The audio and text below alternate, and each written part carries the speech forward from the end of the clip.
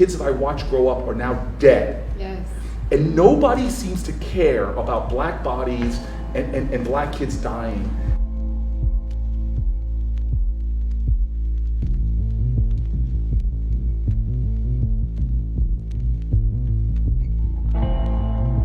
Now we have a mass shooting problem, and my heart grieves and my heart hurts about it.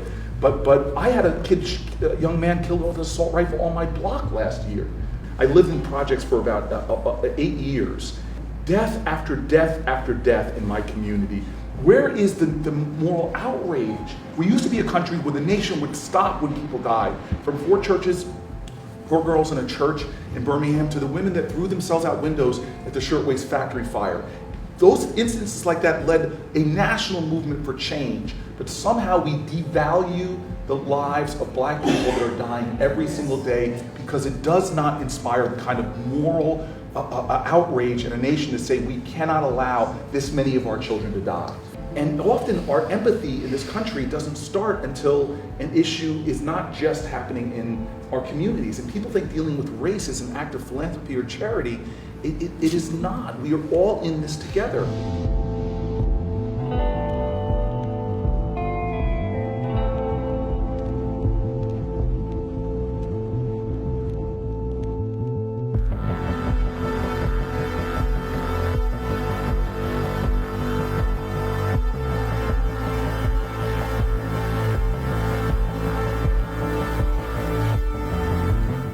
Race is still the fundamental sin of America. And this current leadership, I don't want to say that he's the cause of it, it has never gone away. This is why I get frustrated when Democrats tell me their #1 issue is just to beat Donald Trump. And I'm like, that's a floor, it's not a ceiling. Exactly. Because in my community, all these issues we're talking about didn't start with Donald Trump.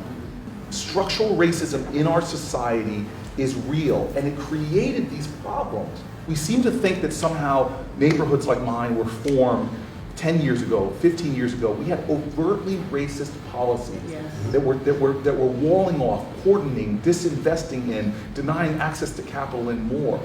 And that's why I say we need to start using our tax code to start addressing systemic racist issues and start to close and address these gaps that exist in healthcare, they exist in education, they exist in environmental justice and environmental health. The issue of race is still a lens that is dramatic, and unless we start calling it out and having policies designed to address it, we're going to be here 20 years from now still having the same conversation.